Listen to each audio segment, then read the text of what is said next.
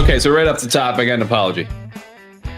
It is mid-Friday, which means this episode, an outstanding episode that I teased the last couple of weeks. New guests, big-time guest. Turns out it's ESPN's Bill Barnwell, is awesome. This is one of the deeper dives I have done on this show into a single game, and I don't know how long. And this is year 3 of the pods. We've had plenty of games. We've had a lot of time. ESPN's Bill Barnwell delivered in a big way. This is a way that I love nerding out. I think you will thoroughly enjoy listening to, but I said an apology off the top. You have about less than 48 hours to really soak in everything that we said. So on the back end of this is another gift. Keion White joined us for the 4-minute drill. I'll be honest, not my finest performance because Keion White, I swear to God, could jump in as the new king of cringe comedy in the NFL anytime that he wanted. The first question, he deadpanned me. He deadpanned me a lot, and you'll just kind of see how it goes. But Keion was great. Bill was outstanding. When the Patriots have the ball, when the Seahawks have the ball, for those of you who are new, we typically do a 3 matchups, 2 keys, 1 wild card thought breakdown, 3, 2, 1. And we also talked about big picture things like, can the Patriots have a plan B on offense? Because we all wrote after the opener, and I said here, this is how they have to win. And they can win. Great defense, no turnovers, special teams are good moving forward. But it's really like walking a tightrope. So we had some ideas about how that rope can go from, I don't know how wide a tightrope is. Like maybe we get a second one. So you've got 1 foot on each to widen that out a little bit in case you slip, which the Patriots we know will do. They're not going to be a great team, but they can be a winning team and perhaps a 2-0 team. So full breakdown coming with ESPN's Bill Barnwell. Before that, I just want to hit on a couple of things that came up this week since we last talked on Monday night. Number one, a massive old school journalism story from ESPN, Don Bendana Jr. writing why Robert Kraft has not gotten into the Hall of Fame yet. And it's been a 12-year quest, as he put it. And look, my first reaction to this was, who asked for this story? Like, am I looking at the now defunct ESPN Boston? And this story is about 4,000, 5,000 words long. So off the top, there is a lot of rich journalism in here, good reporting. We all suspected the Krafts owned the rights and had real editorial control over the dynasty. The doc in the book, they did.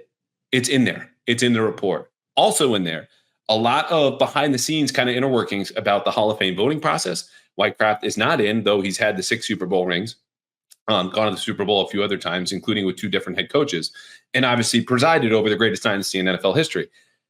Personally, I don't care a whole lot. Like, I'm of the belief Kraft should be in the Hall of Fame. And whatever you want to say about spending lately or the Belichick exit, which was ugly, and all of the tried and I would say failed puppeteering going on from ownership, especially for the last 12 months, like the guy won. He should be in there. There are 5 or 6 owners already in the Hall of Fame. He should be there. Now, part of that has to do with his personal PR man, spokesman, and the team's head of PR, Stacey James, someone who, full disclosure, I speak with almost on a daily basis because I'm a rep for all the Patriots beat writers and media when there are conflicts about availability or player didn't show up here, do that. And it's not to harp on PR. It's just to say, hey, look, here's the media policy. We got to follow by these rules. This is what we're looking for. And there's a lot of negotiation that goes back and forth. So Stacey is described in there as being intense. The things that Stacey cares about, he is very intense about. And part of the story makes the point of which I can't verify. I didn't do it in this reporting. But that intensity, that longing, that desire to help get Robert into the Hall of Fame, something Stacey cares deeply about, has actually had the opposite effect and had turned off certain voters who are going to vote on this, which is also kind of an opaque, clumsy process because you've got a certain number of media members, some of whom are not totally that attached. Anyway, there's a sentence in there about like cajoling and dining and pressing and doing all these different things. I fully believe Stacey put on the full court press. He's quoted in the story. I'm sure they're not happy about it. So for me, the takeaway is this. I believe Kraft should be in the Hall of Fame. I wasn't really sure why the story was out there in the first place, but I am appreciative of the journalism that was done because you got to learn things you did not know. You got to go places you do not get to go. And that's always my goal when I write my stories, whether they're big, deep, behind-the-scenes dives or talking to sources and having phone calls at midnight so you can know something maybe sometimes a couple months later. So it's a great story. I know it made headlines for a day or two. We'll hit on it here. We'll leave it at that.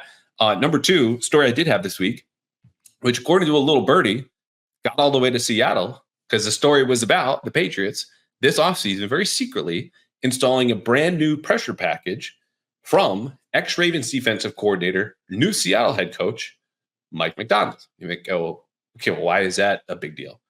Well, I'll put it like this. As Jonathan Jones told to me, longtime Patriots corner, he used to have a running joke the last few years. He would come into the spring, OTA practices, workouts, minicamp.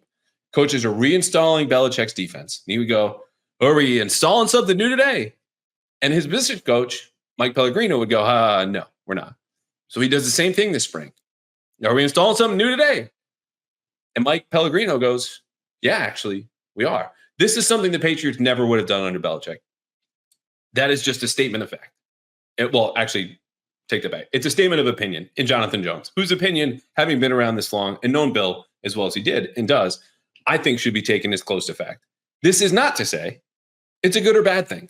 It's just a point of intrigue, a storyline, something unprecedented as we go forward into this new era that the Patriots are not only expanding their playbook, which you always tweak every offseason, but they're copying and pasting, going to Xerox and bringing it back home and putting it in their own book because Mike Macdonald's a really freaking good defensive coach.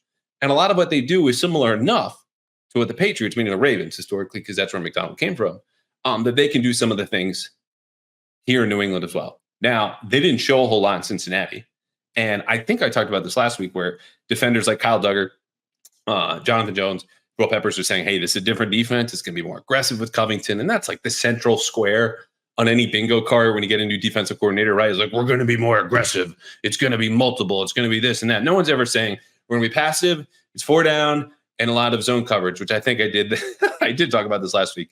The point is, that's what they meant. There's this new pressure package, which the Seahawks are going to run from on Sunday. The Patriots could run on their own and will moving forward. So if you've not read the story, I would suggest you do that. Quotes from Jonathan Jones, Anthony Jennings, Jabril Peppers, who said, whoever told you that told you too much, Mayo, and a couple other people. So something of note this week. And then again, I said Keion White at the end of the show, the man, he's probably the most interesting man in his locker room. We did the football, non-football questions. There's stuff that we didn't even get to that I would love to talk about. We might even have a whole podcast segment with him because he's an open book.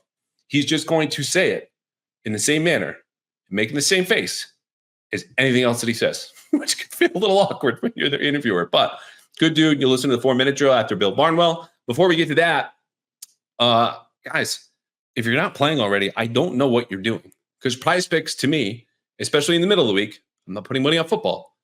But this is America's #1 daily fantasy sports app for a reason. It's just you against the numbers. If you're watching on Sunday, this is the simplest, fastest, easiest way to win money while you watch the NFL. You just pick more or pick less on 2 or more stat projections and see if you win. That's it. Last week, if you had done this with Ramondre Stevenson, or if you had done this with the number of field goals for Joey Sly, or if you did this for any of the unders, basically for the Bengals, you would have won. And you can do it with those same players in totals, or Pop Douglas, or Jacoby Brissett. And with Prize Picks, if you make 4 correct picks, you could win up to 100 times your money because this is the only real money daily fantasy platform with an injury insurance policy as well. So if you have 4 picks and someone gets hurt, no problem. Your lineup is still intact. And I've used Prize Picks before. I said in the middle of the week, again, the Sox, okay, I'll finally admit it. The Red Sox are out. It's done. It's over. I'm sad. But they're still playing. I'll still play Prize Picks. Pick over on the strikeouts, some RBI, some home runs. So this Sunday, if you would prefer to play, and I would encourage you to, you can have basically a free square in the bingo card. Caleb Williams more than 0.5 pass yards. If he gets 1 pass yard, you win. That's it. Put it in your lineup, lock it in. I'll give you 2 more picks as we do every single week. And full disclosure, your boy went 0 for 2 last week, but we're rebounding this week, and here's how. Geno Smith, less than 21 completions on Sunday. The Patriots are not giving up 22 completions or more to Geno Smith. It's not going to happen. I don't know about the yards. DK Metcalf could get loose, but this defense is going to confuse. They're going to deny, and you'll hear more about that with Bill Barnwell. I will also take Jacoby Brissett more than 15.5 rush yards. So what he did last week, he had 32. This offensive line is going to give up a lot of pressure. I think they're going to put the Patriots, they're going to put the offense in more bootleg situations. Those are 1-2 reads at most, and then take off. When they run more plays like that, and Jacoby Brissett is under more pressure, he will have more than 15.5 rush yards. So to recap, our Prize Picks of the week, Caleb Williams for the Bears, more than 0.5 pass yards. It's free money.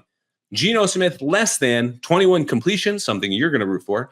And then Jacoby Brissett, more than 15.5 rush yards. So download the Prize Picks app today. Use code CLNS. That's CLNS and get $50 instantly when you play $5. That's code CLNS on PrizePicks to get $50 instantly when you pay $5. You don't even need to win to get the $50 bonus. It's guaranteed. PrizePicks, run your game. Okay, as promised, the great Bill Barnwell at ESPN baited into doing this rinky-dink podcast, trapped into talking Patriots.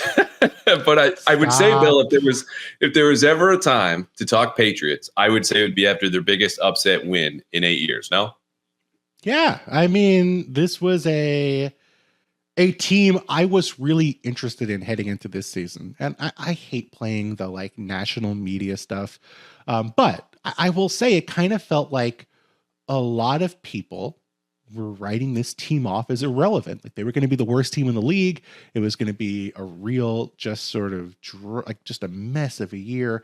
And, you know, it's week 1 or week 2. I don't want to, you know, pat myself on the back too much, but this is a team that I feel like I've been talking about all offseason as being really interesting and maybe better than people expect. Not a great team, but at least a competitive team. And certainly we saw plenty of that in week 1. Yeah, and they made your annual list of teams most likely to improve, right? And your record's what, like 900 on that? What's do you have it off the top of your head? I believe it's more in like the 758 range, but you know, we're still talking about good. And of course, like the question is, how much are they going to improve, right? Like I think for a team that had, believe the lowest win expectation in all football, 4.5 wins heading into this year. Like I don't think anyone's going to be patting me on the back if they win 5 games, but I do think this is a 7-8 win team if things break right. And I think you saw an example of what happens if things break right in the win over the Bengals. Yeah, you're not the only person to share this. You know, mutual friend Aaron Schatz came on the pod and said 7-10 this summer. And everyone in local radio was like, hey, look at this drunk guy Callahan got for his podcast, who's really into analytics because he sounds insane. Lo and behold, you two both look really good. I do want to go back to the summer, though, because you have this awesome preseason tradition with Mina, Dominique Foxworth, roundtable pods. And you go from mild to hot to spiciest possible take. So I want to ask one of the smartest, one of those measured man at ESPN in the NFL department, just your current spiciest Patriots take right off the top. Ooh, let's lean into what I said over the summer. Let's say this is going to be a top 5 defense in 2024. I know that's obviously the strength of the team. I don't think this is more like a hot than a spicy maybe, but I do think it is, you know, for again, a team that was being written off, a team that the defense was not being talked about in this way. I tried to talk to as many people over the summer as possible and getting this out. I don't think people care to listen, but it's the truth. This was the best defense in football last year. This was in the second half of the season, they were the best defense in football. And that was with the 3rd worst average starting field position of any defense over the last decade over that stretch of football. That was without Matt Judon, without Christian Gonzalez, with a terrible offense, with nothing to play for, with Bill Belichick having one foot out the door in terms of being a lame duck coach. And yet this defense showed up week after week with no hope of really winning and played competitive football and really busted their butts. And you would figure if that defense was going to take a step backwards, they don't have Judon again this year. Of course, they traded him. Christian Barmore is not there, and he's a huge addition, but a very talented player. But not crazy to think this defense could still be really good. And then you factor in all the improvements on the offensive side of the ball, where they're not going to be great, but they might at least be competitive when it comes to protecting the football, when it comes to, you know, not forcing so many mistakes that we saw from the offense last year. This defense could be in position to be a top 5 defense in terms of scoring defense. Whereas last year it was really, you know, the advanced stats, EPA per play, even, you know, points per drive. It was a great defense second half of the year. So, you know, maybe it's a little easier after week 1, but I do think this is a legitimate top 5 defense, especially if they do get Barmore back at some point during the season. Well, I think the first point you make too is such a great one. And I discussed this last week, recapping, you know, film of the Bengals. Like the power of Jacoby Brissett this year is not giving the ball away. So for your defense, when you're put in better situations of just, we're not playing essentially with 10 guys due to either starting in our own territory or having to play an extra possession or two because the offense is screwing it up that badly, you'll be able to play normal defense. Like you can go into a workplace where it'll be 9 to 5. That's it. You know, you get in, you get out. If you're good at your job, you're not dealing with any kind of craziness around you that saps your energy or puts you in a less spot to be productive. And that's what they should theoretically have this year, which gets me to my next question. You know, you're so good, again, diving deeper into things, kind of separating the signal from the noise. It's one game. We all get that. But I want to put all the small sample qualifiers out the window. You look at that week 1 game. What felt sustainable to you for the Patriots and what did not? I mean, on one hand, the formula sort of seems sustainable. Like this, you're not going to get a fumble on the 2-yard line that you recover every week. Jacoby Brissett had, I think, at least one play where the ball kind of went up in the air. Maybe there was that. I think it was throw to the end zone where it could have been picked off. Yeah, I don't think he's going to. Yeah, I don't think he's going to put the ball in danger like that on a weekly basis. So I would say that formula of great defense, run game, and winning, or at least being competitive with the turnover battle, is quasi-sustainable, just not as dramatic as it was last week. The thing I would say for sure I feel good about after last week is the coverage in the back end, because that is so much of that is communication, so much of that is just having the talent to pull that off. And the Patriots have that. I mean, they are a really smart, really well-coached defense. I think the concerns maybe people had about, this defense is going to look really sloppy without Bill, or certainly not as, well put together without Bill Belichick, which I think is a fair concern. Bill Belichick is to me, the greatest defensive coach in the history of the National Football League. Like, they looked every bit as smart, every bit as fluid, every bit as capable of disguising what they were going to do pre and post snap. They executed their plans really well. There weren't a lot of blown coverages or a lot of mistakes. And having Gonzalez on top of all that gives you this sort of force multiplier, right? Where if you want to play, Christian Gonzalez one-on-one in man coverage versus Jamar Chase, you can do that and survive. Not a lot of people in the NFL have cornerbacks who can do that. If you want to drop off and play zone, well, you can disguise that because you have a player who can go and move anywhere on the field. You have guys who are capable of playing different spots in the secondary. You get Marcus Jones back, which I think was a huge loss to them last year that people didn't really pay much attention to, even though it did hurt them a lot in the secondary. Have to stay healthy. Obviously, that is the big thing. If they lose Gonzalez, if they lose Marcus Jones again, if they lose Kyle Duggar, they're going to be hit hard. But relatively, I think the brightest spot, the thing that I feel strongest about is this team is going to be very good in coverage. They're going to give people fits. They're going to be able to take away receivers if they want to, and they're going to disguise what they can do on a week-to-week basis. And that's going to be tough for opposing offenses. We don't know if they have that great pass rusher that maybe you would hope you'd have in this defense that maybe they got rid of when they traded Judon. But in terms of what they can do on the back end, I think they're capable of doing just about anything against even great NFL offenses. And Bill, we have a joke on this podcast. When people are super serious about the points they make, you say National Football League. And when you were giving Bill Belichick his proper due, instead of saying the NFL, you go National Football League. You really mean that. And to follow up on your points, like to the soundness of the defense, it had 3 missed tackles. No one else in football in week 1 had fewer than 10. You talk about disguising coverages. I described it as kind of this midseason plan that they were able to drop into week 1 because these guys have been here forever. And so I'm curious too, and I wrote about this earlier this week, talked about it in the intro to this pod. They're tweaking the defense even in a way that gives it a little more flavor. Like, they've got all the spices on the rack that you could want, but when you get to pick from the Mike McDonald shelf and then add that in there too, and you're doing even more things they haven't even shown, it encourages me. Now, granted, they'll miss more tackles against offenses that are going to threaten you with more than just Jamar Chase, and they don't have any other weapons on hand. To me, I would bring up a couple things too. Jacoby Brissett's sack avoidance is huge. Like, you were among the other people earliest on this. Sacks are a quarterback stat. He had a 7.7 pressure to sack rate, which was second in the league behind Lamar Jackson, who, if you've watched him for one game, you understand how that stat works. He avoids pressure, doesn't get sacked. It's generally a good thing. It won't be that low, but it will be better in a way. Things that are not sustainable. Ramondre Stevenson, 28 touches. Like, that dude will be a corpse by week 14 if he keeps getting that many touches. And you're not going to face a bad run defense every single week. But I feel like we covered that otherwise. If you're looking for hope, it's still with the defense. No question. And certainly we'll talk about some of this stuff as we preview, I think, the Seahawks game and, some of the stuff that might not be sustainable or things that are maybe keys for the Patriots to win this game.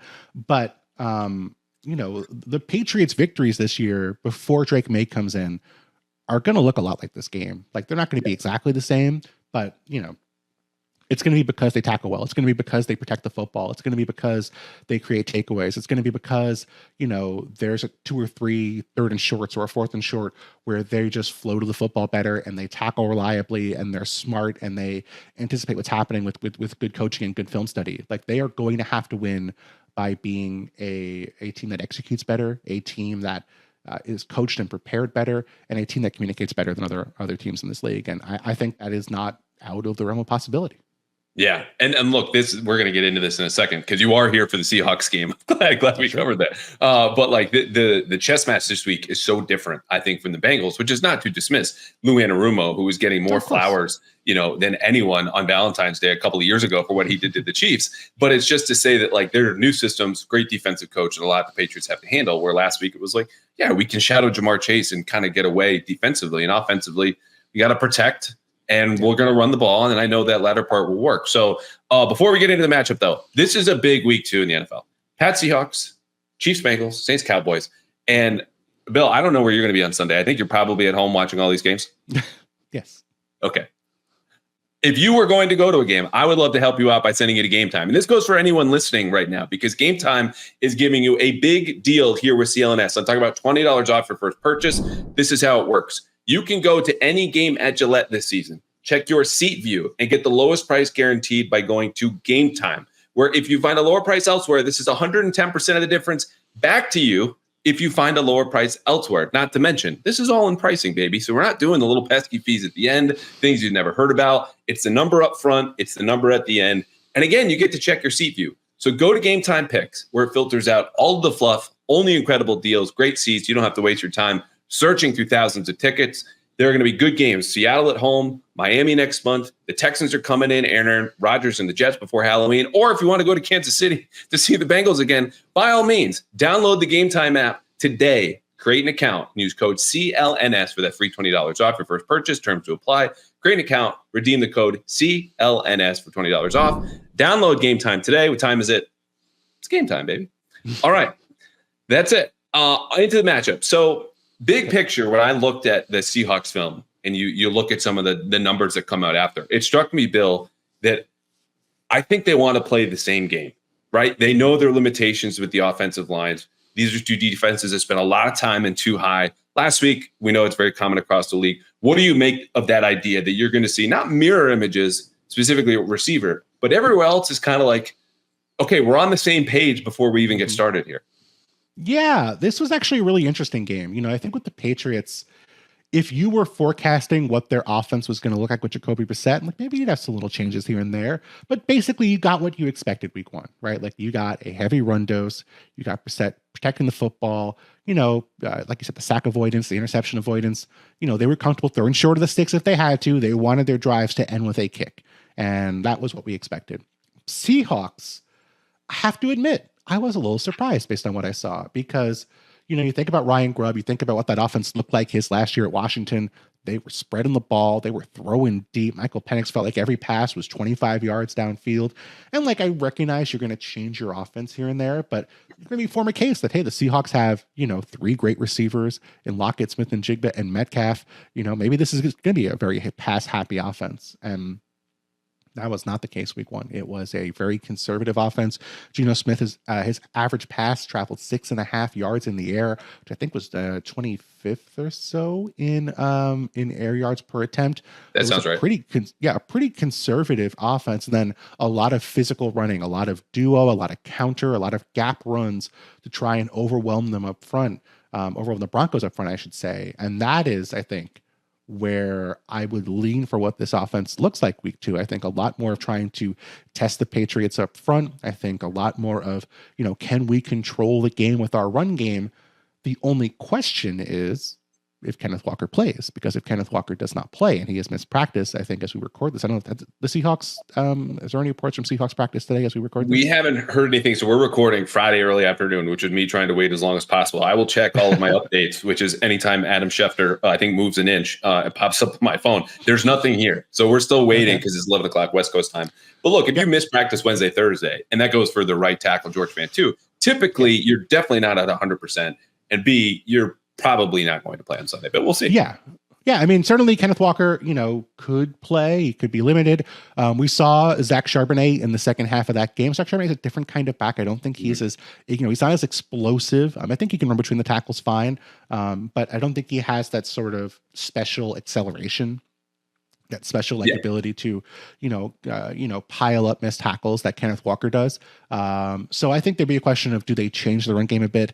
If Zach Charbonnet is the primary back, because of course you're not going to want to give Zach Charbonnet 25 carries either. Most likely you're going to want to split carries with him and the other backs on that roster. So, I think with Walker, they are a more imposing run game, but I think that's where it starts for the Seahawks is just, can we, facing a Patriots defense, it's not going to have Christian Barmore. Can we physically overwhelm the Patriots? The Patriots are, I think, a very stout defense. I don't think that's a weakness for them, but I think the Seahawks see that as kind of the core of their offense so far early this season. Yeah, and that explosion, you talk about going from Ken Walker to Zach Charbonnet. To remember that, I would just say, remember how long it takes you to say the name Zach Charbonnet. That's the guy who's not getting into the hole as quickly or coming as out. And Gerard Mayo gave, a lot of praise to Kenneth Walker, saying, look, he pops off the film. I don't know what his Madden rating is, but this dude is a dude. Now, to steal from your former colleague, Zach Lowe, this is the way I like to introduce, especially games later in the season. Like, this is too early for DVOA, but people are going to listen to the podcast. This is the breakdown you're going to get as we get into the matchup, and we'll start with the Seahawks when they have the ball. Seahawks are 4th overall in DVOA. They're 7th in offense, number 1 in defense, 27th in special teams. The Patriots are a top 10 team right now. They're number 8 overall, 15th in offense, folks. That's above average.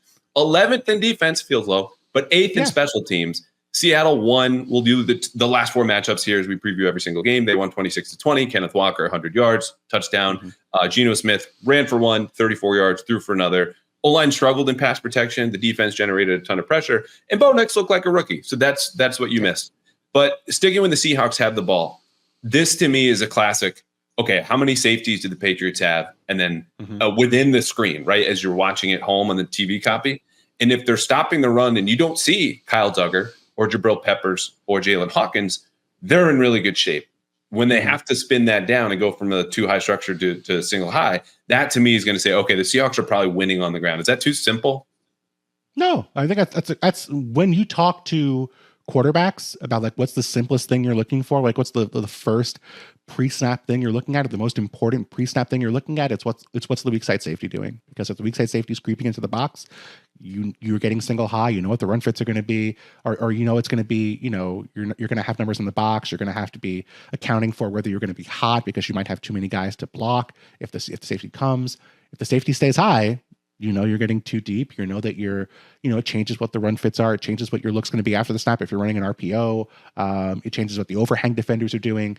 It sort of is a, not only just a play tell, but like you're saying, a big picture tell about what the Patriots are doing, what they're succeeding with, and sort of what they're having to do with their safeties. Like, it is a luxury. Every team, of course, wants to play too deep because you're not giving up as many big plays. And the Seahawks have guys who can hit big plays on the ground with Walker and in the passing game with all of their receivers. And that's obviously the thing you want to avoid. You want to take that away first. So if you can then stop the run with your 7 guys in the box without having to deal with, Duggar in the box as an 8th player, that's obviously a huge advantage. So I think it's going to be a test, right? Early in the game, I think you're going to see the Patriots sort of see what they can get away with on defense. And if they need to put that safety in the box, I think if they are succeeding and they're having the Seahawks in 3rd and long, this is going to be trouble for the Seahawks because there's a really big weakness here for Seattle, and it's the right side of their offensive line. Their starter is Abe Lucas. Abe Lucas is on the PUP list to begin the year, I believe. George Fant, their right tackle, I think you mentioned, he missed practice this week.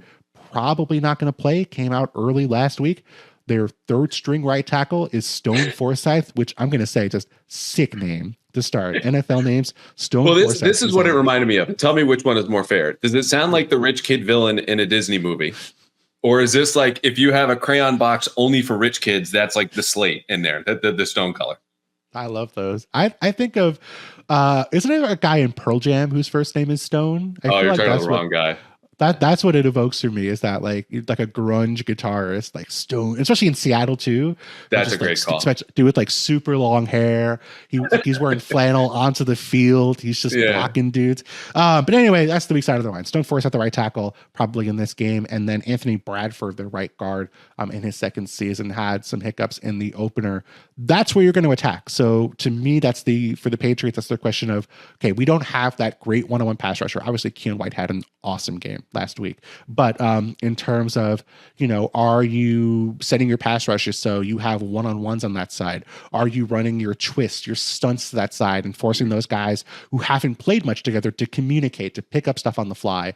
If you're the Seahawks, are you putting your tight end to that side? Are you putting an extra lineman out there? Are you sliding your protections that way? Like, I think that game within the game of, how can we protect the right side of that line and not get stuck in third and long where the Patriots can cave that side of the line in, I think is sort of where you start for the obvious weakness for the Seahawks when they have the football. And especially, too, the way they move Keion White around. Like, it would be easy to say, just park him at right tackle, let him do whatever he wants, and that's going to work out. But the way in which, you keep it a little more unpredictable. So Seattle can't say, to your point, okay, we'll slide right, we'll chip, we'll double, we'll run at him, which Cincinnati had some success doing, especially on their touchdown drive. And Trent Brown just washed him out because Trent Brown, like our guy, Storm Forsythe, is 6'9" and humongous. But there's a way to even set up the stunts you're talking about, right? If you start him as a 3 technique and have him loop around, Keion White got more mobility, agility, certainly laterally than a lot of defensive tackles. That might be a way to generate pressure. And we know the Patriots are creative with that. Anyway, I will say, though, too, Storm spending so much time with Stone Forsythe. He graded out okay as a run blocker for PFF. So this is a Seahawks team, Ryan Grubb, who had the 5th highest run rate in neutral downs last week, wants to run the ball, that they could still go behind him. And that's where I think who gets to set the terms of engagement here is so clear, because if I'm the Patriots and I'm worried, like DK Metcalf and Tyler Lockett is at the top of that list, but losing the first quarter and a half is maybe second or third of things that I'm really, really trying to guard against. Yeah. And of course, there's that big game script question, right? Of last week, the Patriots were ahead early. They got to play from ahead or in a close game all game. And that just creates lots of options for what you can do in offense. You can run the ball reliably. You can throw checkdowns. You can punt and feel good about it.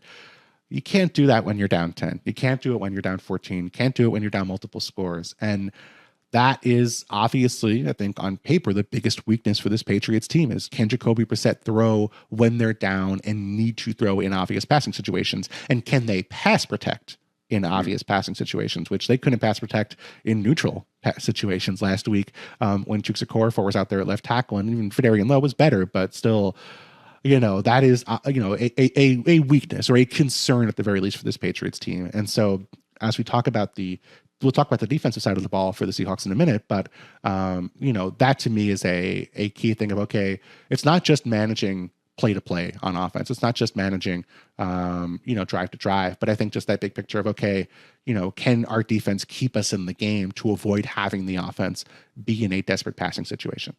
Yeah. 2 things. Number one, if we hang up here and you get a call from Gerard Mayo and he says, hey, Bill, should I shadow DK Metcalf with Christian Gonzalez? Your answer is what? Probably no, just because they have other guys who can beat you. It's not like the Bengals last week where it was just Jamar Chase. And, no disrespect to Andre Yosevas or the other guys in that offense, but like, you were going to be prepared to have those guys beat you. With Metcalf, like the Patriots are a physical team. Everyone in their secondary, can hold up. They're not going to get physically overwhelmed, I don't think, on a week-to-week basis.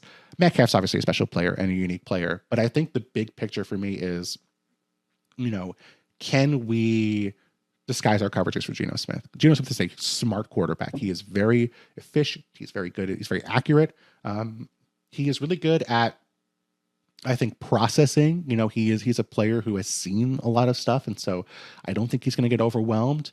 But I don't know that the Patriots want to be in a game where they're playing a ton of man, where they're just sort of, shading or they're shadowing Metcalf with Gonzalez, because I just think you want to have that sort of ability to disguise what you're doing. And they can still do that. They can have Gonzalez, like you posted in your recap of the Bengals game, like it look like he's shadowing and then drop into zone. You can do that. But I do think, you want to mix it up. You're going to want to have snaps where it's Gonzalez versus Metcalf, but I don't think you want to do that, every single series all game. So I lean, more towards like the Jamar Chase shadow. 75% of the time is where he covered him on those routes. And to me, it is a size thing, because I do trust Jonathan Jones and Marcus Jones, but 6'5", hulking, like ready for any kind of Mr. America contest, DK Metcalf can body them out on slants, box them out, certainly winning any jump balls. And Jonathan Jones played really well. So did Marcus Jones. There's just an element of like, we're playing in the backyard. You spot the tallest dude on your team versus the shortest one on theirs. You're like, I should probably just throw it to him. I don't know what the call is. We don't have a route call. We're just here playing catch in the backyard. I'm going to throw it to him. Now, to your point, when Joe Burrow finally did solve a lot of that two match that they were playing, and it's not like, match rules, but you get the concept of dropping into zone, they're showing man. It was going vertical from the slot to Chase for that 28-yard completion, which is the only explosive play the Bengals had. If I'm Seattle, I'm not taking 3 quarters to figure this out. Like, I will look at that every single time and send those slots. So the Patriots have not tipped their hand. They've got a lot more tricks in the bag. But that leads me to number 2 that I was going to ask you. Give us just the lowdown on Geno Smith, because I think, from a national perspective, people here forget Patriots have not seen him since 2014. This is a guy who's in the division forever, and it's been a full freaking decade since they've had the game plan for him. Wow. I mean, this is, to me, and this is going to sound shocking, but I do believe the numbers back it up. I think when I see on tape back step, this is one of the 3 or 4 most accurate quarterbacks in football. Like, his strength is, his ball placement is incredible. He is so good, especially when he's hot. Like, he will be a little streaky here and there. But man, if you have a clean pocket for Geno Smith and you're asking him to like put a football in a teacup, he's going to do it more often than just about anybody else in football. His ball placement, his feel for where to put balls within coverage, his ability to, just his sense of like timing and where to get the ball to, phenomenal. I really think that is the big strength for Geno Smith. You can fool him at times. Like, I think he's smart, but I do think, he will occasionally fall in love with the read and try to force a throw in, because I think he's a guy who thinks, not because of his arm strength, like there's like, I'm trying to think of good examples. I don't know if Justin Herbert is like this, but just maybe early Josh Allen, where it's like, I could throw the ball, even last year, Josh Allen, like I can fit the ball anywhere I please because I have a howitzer attached to my arm. Yeah, like Superman 3 shots in, watch what I can do, Right. I think there are guys who make throws like that because they think every window is open to me because of my arm strength. Geno's not like that. Geno doesn't have that caliber of arm, but I think Geno thinks, okay, even if the window is small, kind of like a Dak Prescott maybe, like even though the window is small, I trust my guys and I trust my ability to put the ball in the exact right spot. I think he has that ability. And so you get a lot of throws like that. So I think your hope, if you're the Patriots, is, maybe we can convince him to think that a window is there and then take that away, force an interception that way. I do think, you can create turnovers on Geno Smith. I know last week he did run for a touchdown. That's pretty rare. Geno is not a great scrambler. Like, he's functional. He's been, I don't know. I mean, I haven't seen the 40 times in terms of the battle between him and Jacoby Brissett for, the slowest quarterback in football. But I was going to say, he's probably on the list that Gerard Mayo, made up on Monday, slowest black quarterback in the league. Like, they're in the conversation. Yeah. Yes. Teddy Bridgewater, sadly, retired, or else he would be the 10-time reigning champion for this award. But like Geno Smith is not someone who's going to make a lot of moves with his legs.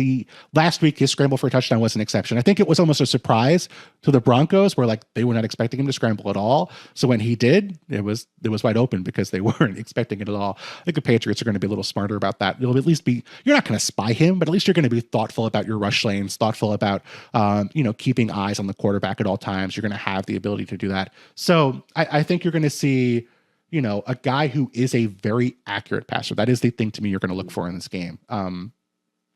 He's not going to miss a lot of throws. And that is if you're the Patriots, I think you're hoping for turnovers, not for him to miss wide open receivers.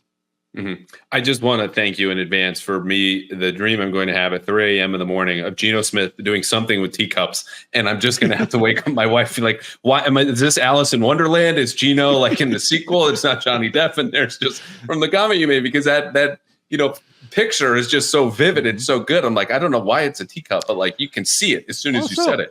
Yeah. Also, footballs, I don't know if you know this, Andrew, don't fit into teacups. So I'm not sure why I even brought up that metaphor.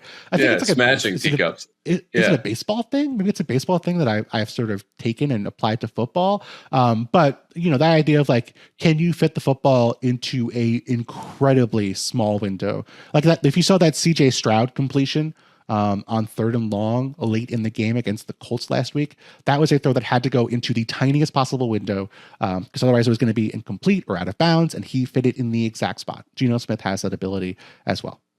Okay, so we wrap up here. Seahawks offense versus Patriots defense. The number one area, it sounds like you and I are aligned. Like it is the passing game. I would go medium to deep passing game specifically just because of how good Geno is in those areas. You look at PFF, a lot of different breakdowns. That'll tell you that's where they want to live. And we're still learning about this Ryan Grubb offense.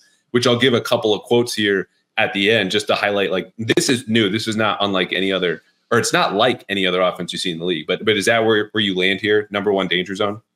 Yeah, I think so. I think you want to start from the top down. Just, okay, can we force them to go, 8, 9, 10 plays down the field for a score every time? Because I think if you do, your hope is going to be that you can take advantage of the offensive line and you can force a sack, you can force a negative play, you can force a penalty. And then I think when you're in 3rd and long, you feel good about your chances. Okay. So the last thing I'm going to say here about Ryan Grubb, who, you talked about last year with Washington, and they're throwing the ball down the field. They're running the ball very well. It's Michael Penix, Jalen Polk, Roma Dunze. I forget what's McMillan's first name. I know he's a mid-round pick this year. Jalen McMillan. So the thing that always had my eye, in addition to Penix dropping these bombs and going to the national title game, was how often they shifted in motion from like whatever formation you saw beginning was not anything that they said at the end. So Jonathan Jones told me this week, quote, it's not a historical offense. They've pulled things from places in other teams. It's not a Shanahan offense or West Coast. They really kind of do their own thing. And Kyle Duggar added, look, they build formations a whole lot different. They're not going to show it initially. They do a good job of showing you what they're not going to be in, but they want to run the ball and get the ball downfield. So it's a lot of 11 personnel. You'll see the 3 receivers at all times. Their motion rate, according to your teammate Seth Walder, was 80% of all plays, which was top 5 last week. And motion at the snap, they were top 10. So to me, the one, I'm not flying the ointment, but the one, hey, it's week 2. Everyone's getting back into the rhythm of things, is if you have a bad pre-snap read or your eyes are in the wrong place, which this is what Seattle wants to test, that might give the Patriots, even in a 2-high shell, paying extra attention to DK Metcalf, a coverage bust that then invites a touchdown. You go, how the hell did that happen? Yeah, I think you have to hope that you're better than most other teams at that. And I think that is fair to say about the Patriots. I think this is a very well communicating team.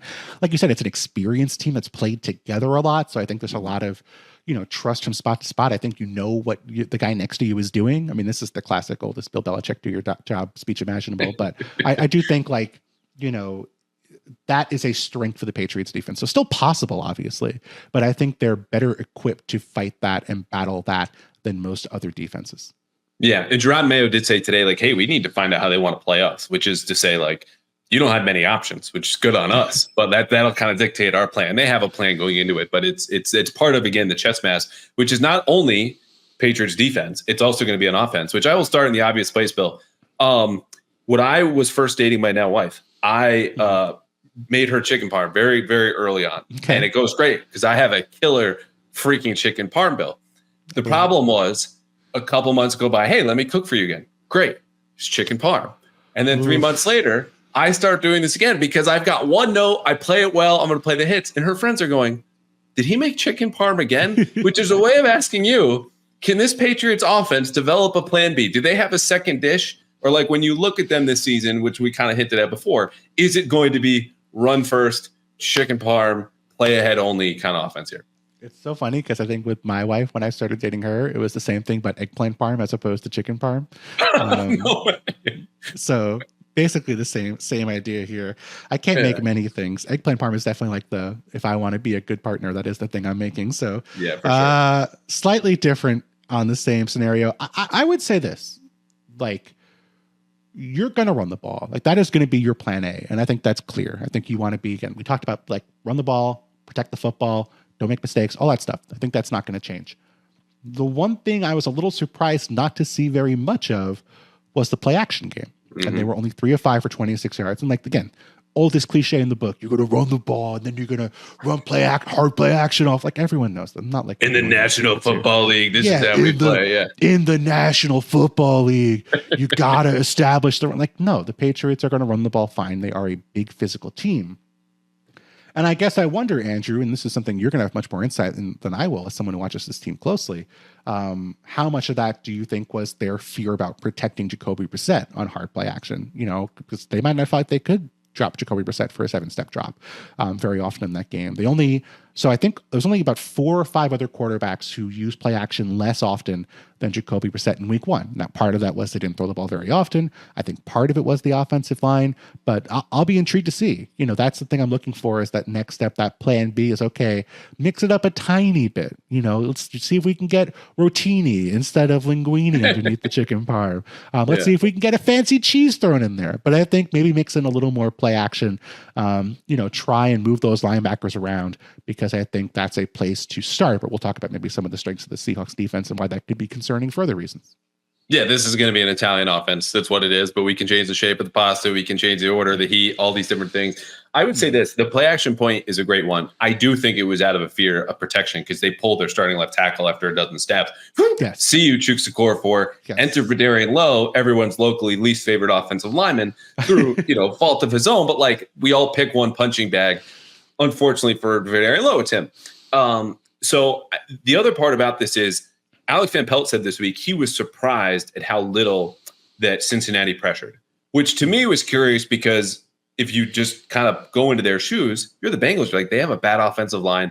We'll get home with Trey Hendrickson. We'll scheme up a couple of things. So they only blitzed twice. Mm-hmm. But I think that dictated early, hey, we're not going to run play action because we anticipate blitz. Then when they finally did run it, Jacoby Brissett missed on both of the bootlegs, which is another foundational part of this offense. So I think, to answer my own question about the plan B, you do increase the play action, right? I think you can get some more moving pocket stuff. They do run a fair amount of RPOs. There were only 2 screens, as far as I counted, maybe even just one that went to Ramondre Stevenson. Mm-hmm. And then I would say more motion at the snap, which is not something Van Pelt majored in Cleveland. But again, you talk about the less talent you have, the more coaching matters. You've got to mind every little edge. And you have players who got some gravity to them. Pop Douglas is one. Stevenson obviously is another. So there's a lot of things here, but ultimately, the umbrella, what's the category of this offense? It's a run first kind of meaty meat potatoes offense that you just need to dress up a little bit. And those are the ways I think they could do it.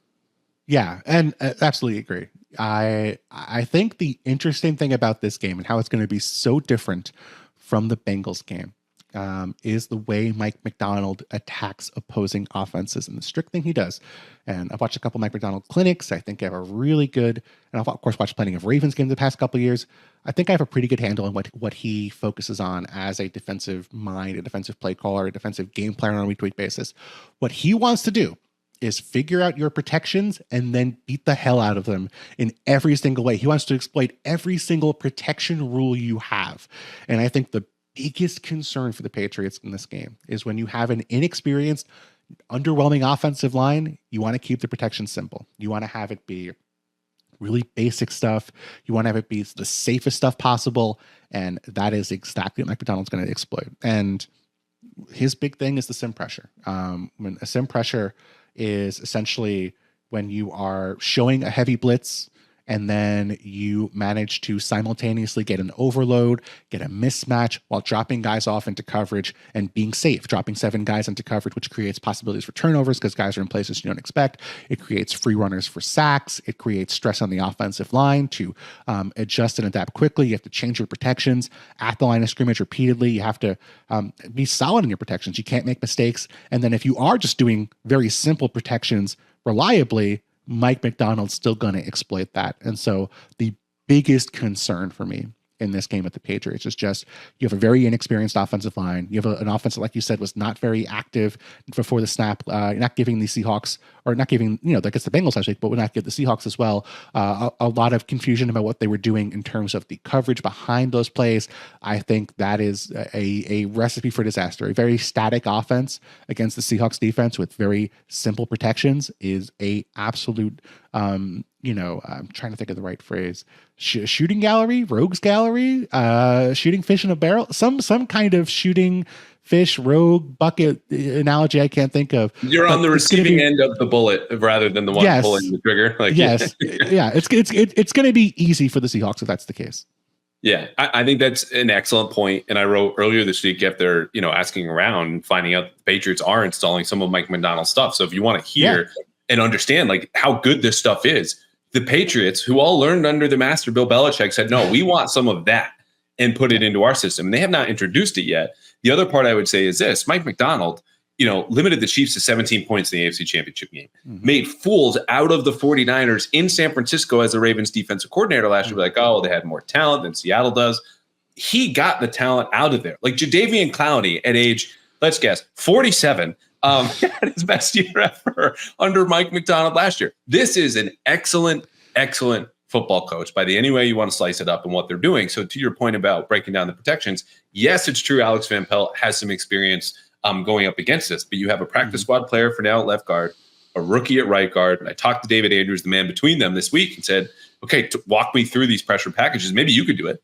He said no, which I totally understand and respect, but also was like, look, it's the unknown rusher, right? Where are the blitzers? That's going to be our problem. It's not where are the rushers? It's the second, third level guys, because Mike Macdonald, either in Baltimore or Seattle, gets more creative with those in the sim pressures than anyone else. So is there any like Mike Macdonald for dummies that you could give us? Because I didn't know you had gone to those clinics or studied those things. Just very quickly about what he's doing. Yeah, for sure. So basically, the biggest thing is he wants to understand your protections first. And this is a classic coaching thing. Like Kyle Shanahan, the famous thing about Kyle Shanahan is to be a great offensive coach, you have to understand defense from the ground up so you can break every rule that defense has. With Mike Macdonald, it's the same thing. He wants to see your protection, and then that gives him the ability to break it. So let's say, you're going to have what people would call a punt return rush on, right? Like 7 guys at the line of scrimmage. You don't know who's coming. You might have 6 guys to block it up. So, okay, if we have 6 guys to block it up and we spin to the left, we're going to slide everyone to the left. Okay, we have the first 6 guys from the left blocked. That 7th guy on the right is hot. So if that guy comes, Jacoby Brissett knows, okay, I have to throw the football before that guy gets to me because there's no one to block that guy. And on paper, that's kind of a logical thing, right? Like you can protect against the big blitz. You have the guys to do it. Okay, this is the one guy we can't block. So you're good then. You have, you have 4 pass receivers versus 4 guys in coverage. So if everyone comes, it's cover 0, 4 on 4. If 6 guys come, you're protected. If not, you're good to go. So what Mike Macdonald does is know how you're going to react to that different look he shows by sliding left, and then he's going to drop 3 guys from the left side who are theoretically assigned to different offensive linemen back into coverage. And the 4 guys from the right, including that unblocked guy, are all going to blitz. So now you have 3 linemen to block 4 guys. You have 1 guy coming free, and you still have 7 guys in coverage because those 3 guys who were threatening the left side are now dropping into coverage. And then the 3 offensive linemen who were supposed to block those guys, they're just hanging out. They're just going to have a cup of tea. They're going to chat while Jacoby Brissett is murdered by the unblocked offensive line or unblocked pass rusher. So that's what Macdonald does. Is he forces you to do something with your protection, knows what you're going to do, and then does something to exploit that, getting all the benefits of having an unblocked rusher without the downside of having to send a ton of guys and having nobody back in coverage. Now, occasionally he'll big blitz, occasionally he'll mix it up, but that is sort of the core tenet of let's take advantage of what you do on protection, and then we're going to exploit that, waste some of your offensive linemen to do nothing, and then still get free runners on your quarterback. And that was exceptionally said. I think even to think of it is even simpler. Like if you're trying to identify what rate is this defense playing man coverage on third down, offensively, we're going to build in 60, 70, 80% of our third down game plan to beat man coverage. That's what he's doing. Like you can identify protections if you really get into the weeds, like anyone at home watching going, oh, they're playing man to man. The other part about what you just described too is it's not only we have 7 in coverage, and there are a lot of teams that run variations of this, but they'll run a trap where, if you imagine the scenario that you presented, 7 at the line, okay, we're going to slide to the left. And if I'm a quarterback who has 2 receivers to the right, and I'm looking at that right side, because as you described, that's the hot rusher. If he comes, then I'll throw it. If that's a nickel off of the inside receiver, I'll just throw a quick out route. He's uncovered. His guy's blitzing. The trap coverage behind that says the outside receiver to that same side is looking at the slot, will jump the out route because he knows as the defensive line drops on the left side and everyone spins over, the safety over the top says, oh, I'll take that outside receiver. You can jump that little out route. And it's just devious. Like this shit's great. So anyway, which is a long way of nerding out and saying the Patriots, if you're most concerned about something, it's pass protection. Yeah. Yeah, it's pass protection, and it's not just the physical one-on-one matchups. It's just, like last week, like it wasn't like the Trey Hendrickson was a secret. He was going to go up against Drew Sikor for. He was just beating him one-on-one. There's not that great of a pass rusher in this mix. They have good players. Leonard Williams is a good player. They're not going to have Uchenna Nwosu, but they have good players up front. I don't think they have anyone as good as Hendrickson, but it's more the mental game. It's more the assignment game. It's more the, can we get our pass rushers against nobody? Can we blow up a play before it happens? And then to your point, given that you're asking Jacoby Brissett, who I think is a very smart quarterback, to figure out stuff on the fly, to find those solutions on the fly, to find those hot reads with an inexperienced group of receivers. Well, maybe sometimes, the receiver doesn't get the message. Maybe he doesn't realize the blitz is coming. Yeah. And maybe he just runs his normal vertical route and Jacoby Brissett throws to nobody and it's a pick six. Like that sort of pressure creates these kind of problems for opposing teams, opposing quarterbacks. It forces you into mistakes. We saw in that Bengals-Niners game that you mentioned. I mean, there were a couple plays that were fluky. A pass got thrown up in the air and got tipped up and, bounced around. That stuff happens. But there were throws Brock Purdy made in that game where he would not make them in normal games because he wasn't as stressed. He wasn't as flummoxed. He was more confident with where he knew to go with the football. I think there's a question of, as the game goes on, this is sort of the classic example of, and it's a different kind of defense, but the Belichick ghost story, right? Like, with Sam Darnold, he didn't trust where to go with the football. He didn't trust where he could go in coverage. He didn't trust who was coming and who wasn't coming, and didn't trust that the Jets could block that. And that's what leads to quarterbacks seeing ghosts. And, in the worst case scenario for the Patriots, it's that kind of game where Jacoby Brissett just gets sacked 8 or 9 times, doesn't know where the pressure's coming from, doesn't know who's going to protect it, doesn't know where to go with the football if there is pressure, and the offense just breaks down. Now, that is a unlikely scenario. I think Jacoby Brissett is a much smarter quarterback than Sam Darnold. The protections are going to be better. I think the receivers are going to be okay, but I do think that is the worst case scenario given how good Mike Macdonald is as a disruptor on defense.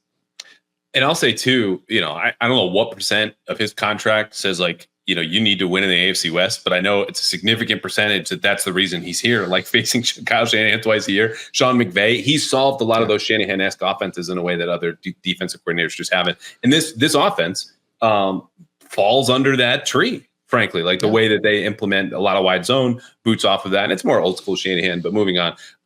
Seattle, in case you were feeling bad enough about the Patriots' chances offensively, had the lowest percentage of runs that went for 5 yards or more allowed of any defense in week 1. And this is not the Broncos offense. And that was rookie quarterback, but that to me, when you look at Leonard Williams will be an issue. Byron Murphy, I think, could have a field day. The rookie out of Texas, they drafted a defensive tackle. Boye Mafe, more of a pass rusher. But these are good guys up front. If you're designing it very quickly, a run game plan here, Bill, for the Patriots to find some either soft spots or just ride their strengths, which is Mike Onwenu and David Andrews, what does that run plan kind of look like?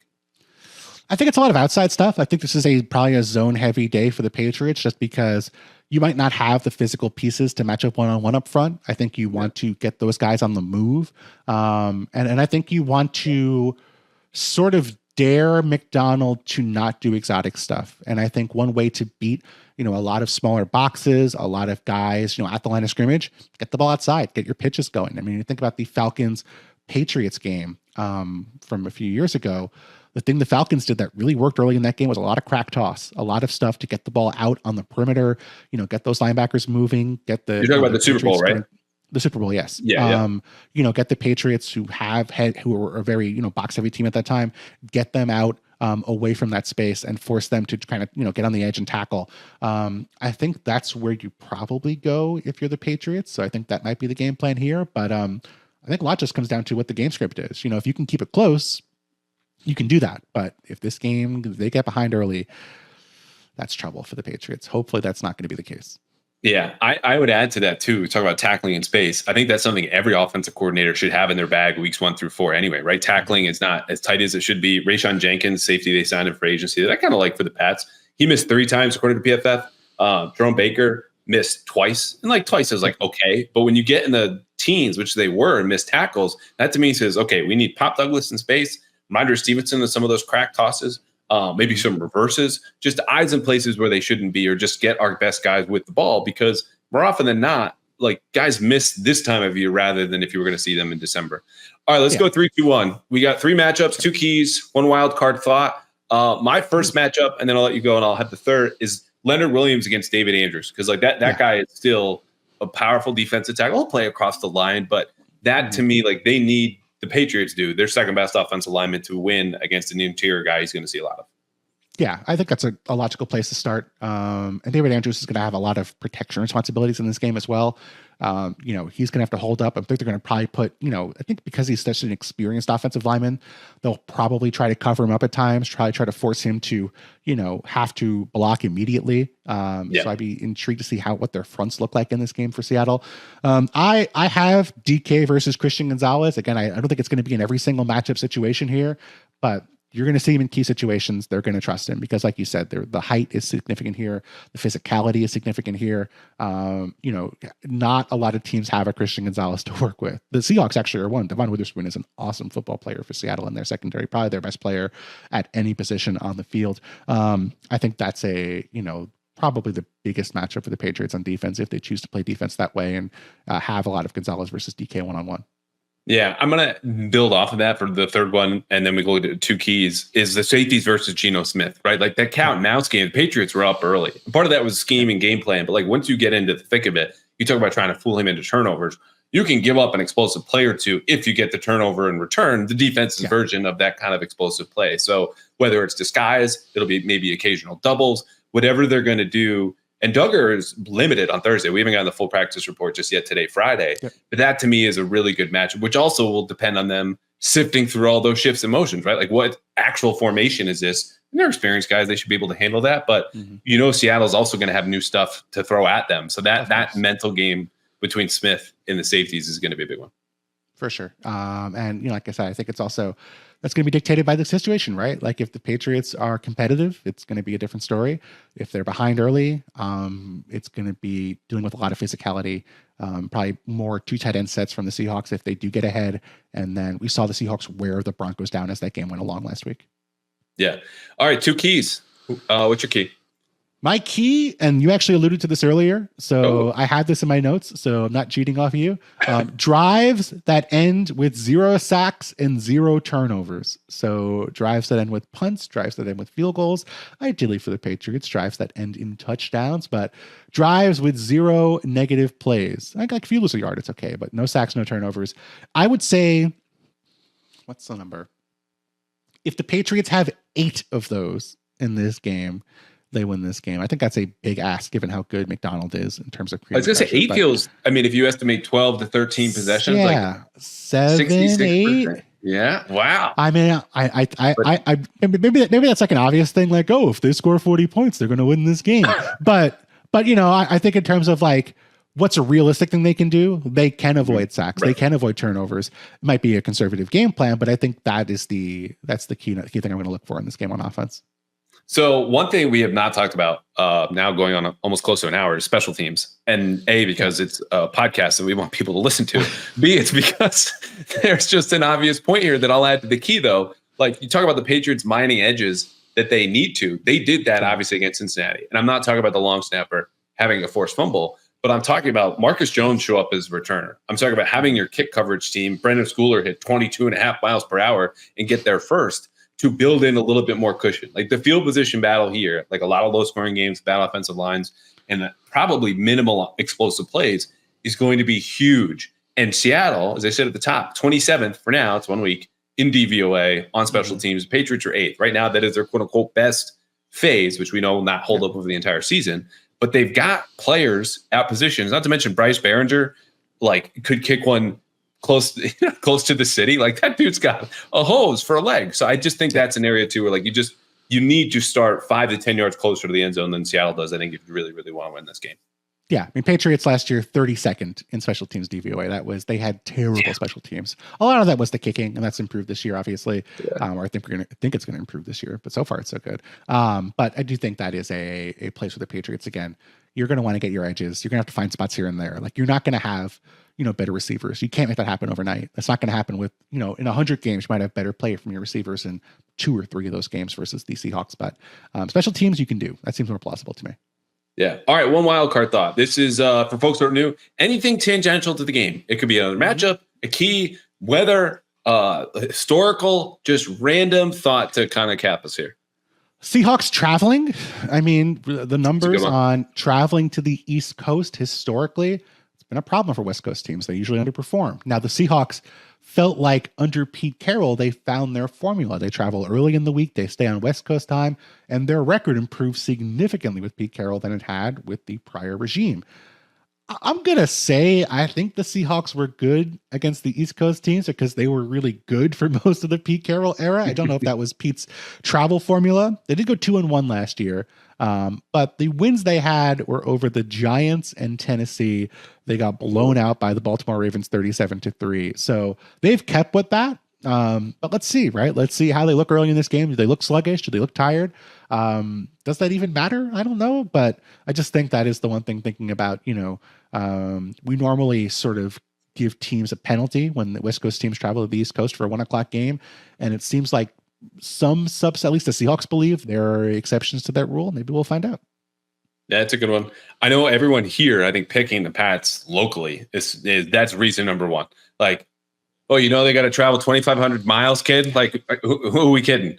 I would say, yeah, I don't know. Like, I haven't studied it enough. It's an advantage for the Patriots to be at home and the Seahawks making their longest trip of the season. But we'll see where that surfaces. Mine goes to a name I don't think most folks have thought about here in a while. Pharaoh Brown apparently wants this to be a revenge game. This came up in my Donald press conference on Wednesday where he came up and he didn't play last week and he practiced on Wednesday, didn't on Thursday. And I'm just wondering, Bill, like I used to umpire Little League and I had an intentional bad call. It's a long story. That's the last game I ever called. Like if I, for whatever reason, went back to that Little League field, do I get a revenge game? Because if Pharaoh Brown gets these revenge games of all players in the NFL, what are we doing here? And I will add this. He said similar things to us at the start of last year and a very warm, welcoming, open guy. Really enjoyed my interactions with Pharaoh Brown. But he said, I'm looking forward to playing the Colts. I can't wait for that game. They cut me. They didn't believe me. He had one more tackle than he had catch in that disastrous game that hopefully everyone can forget about in Germany. So, like, am I being a jerk? Jerk or no jerk? I guess is what I'm asking here at the end of the Pharaoh Brown rant. You're not being a jerk, but I think this happens more than you think. I mean, or maybe not more than you think, but more than people think. Like, NFL players will find any pretense to believe that they are being doubted. I mean, the famous one is right. The Tom Brady, everyone believes we suck quote from the playoff run, where it's like, I don't think a single person who you would care about believes that you suck, Tom Brady and the Patriots. That is not a real thing that really happened. But if you can convince yourself that something is meaningful, you're going to, maybe you're going to be more motivated. Maybe you need something just to get up because football is so tough. I don't believe that the Patriots did Pharaoh Brown dirty. I don't believe that in his heart of hearts, 20 years from now, Pharaoh Brown, a retired, happy, contented Pharaoh Brown will sit here and say, man, I really hate those Patriots. But for a week, if you needed to get up for the game, I'm not going to blame you. Go for it, Pharaoh Brown. Yeah. Look, I would have kept them. So I'm not doing the be critical of the guy and then back away like, oh, I didn't really mean it. Like, I'll stand by that and tell you I enjoyed my time with him. And I think as a third blocking tight end, he would be great for what they need right now. Well, Andrew, I don't think Pharaoh Brown's going to tune in for that part. I think he turned the show off when he heard you dismissing him. He's like, screw Andrew Callahan. This is a revenge game for me. He's going to score a touchdown. He's going to point at you in the press box and say, that's one more touchdown than I had in that Colts game last year, huh? Yeah, and he's going to be holding up a middle finger when he says that's one more touchdown at me in my general direction.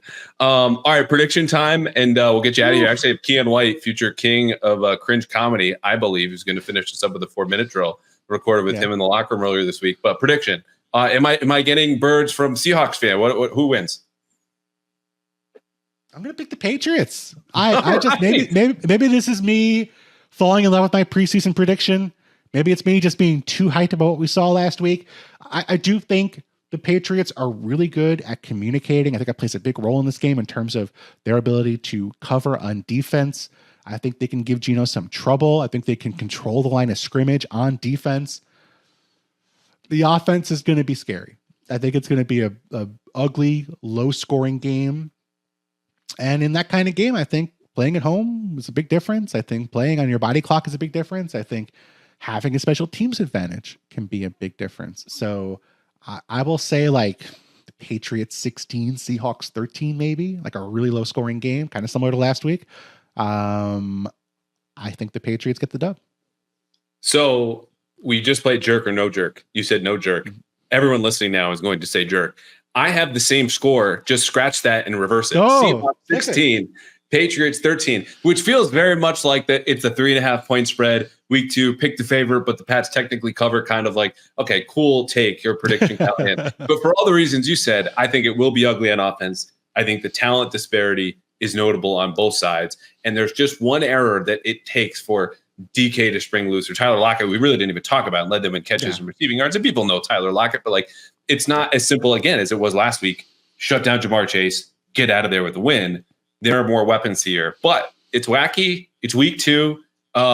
This is awesome, Bill. We went double what I told you we would, and you're still sitting here. So thank you very much for kind of giving us the time and the wisdom, and making my prediction, making me look like a jerk at the end. But I think, look, I could see it both ways. I've gotten more hopeful the more I've looked at this game as the week's gone on. Yeah, it's a blast, Andrew. Love talking about football, and this is a really fun conversation. So happy to do it, and hopefully I'll be right.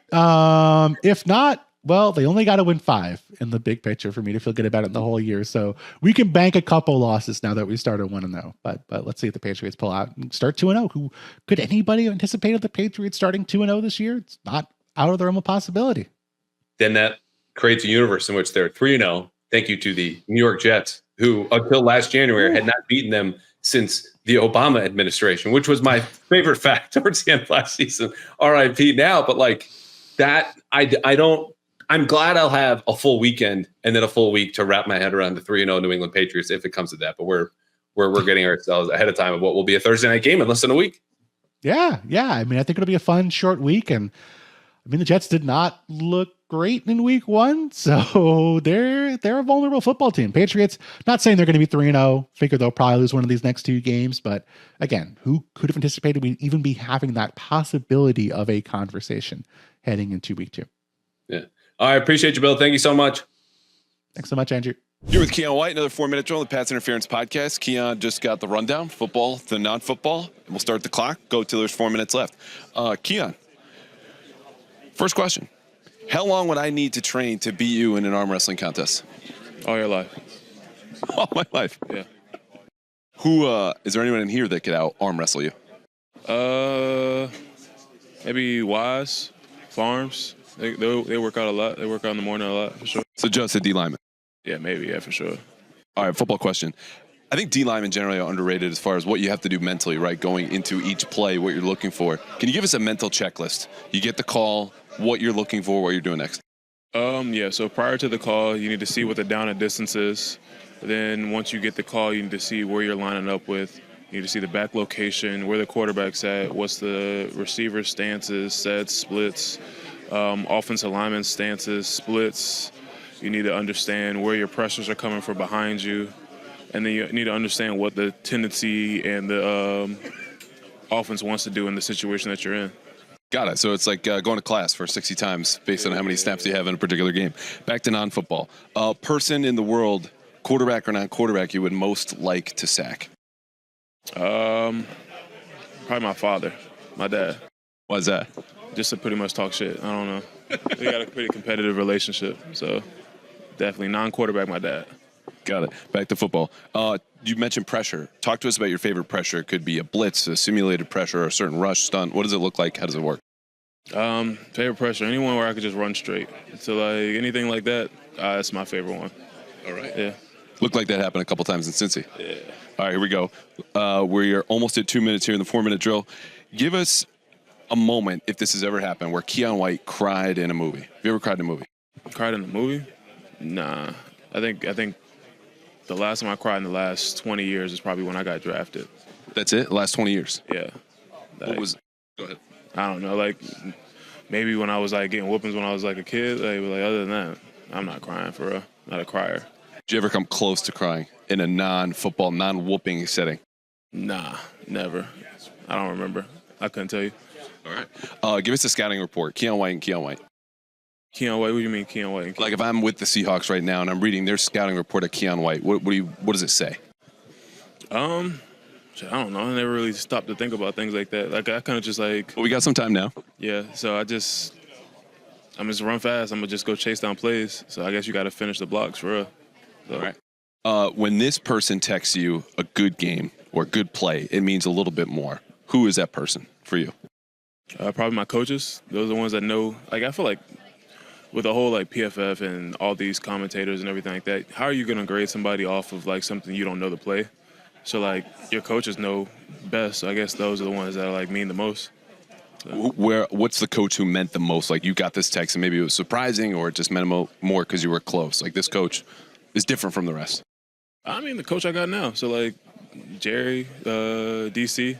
So like those are the ones that's coaching me right now. So those are the ones that mean the most to me right now, for real. All right. Cheat day. What's Keion White eating? Breakfast, lunch, and dinner. What are you gorging on? So like my Tuesdays I cook on the grill. So like I cook on the grill, have some people over, and those are my things. I love the grill as much as possible. So that's my cheat day meal. What's on the grill? Yesterday I did jerk chicken, the bourbon glazed salmon, cabbage, anything. I'll throw up anything on the grill for real. You have any sports writers over ever? Nah, no sports writers. Just all right. We'll work on that. Last one. You used to play tight end. Ex-defensive players here have caught a couple passes, Mike Vrabel being the most famous among them. Are you ready to catch a touchdown pass this year if need be? Man, for sure. I never caught a touchdown pass in college, so I feel like I got to get one eventually.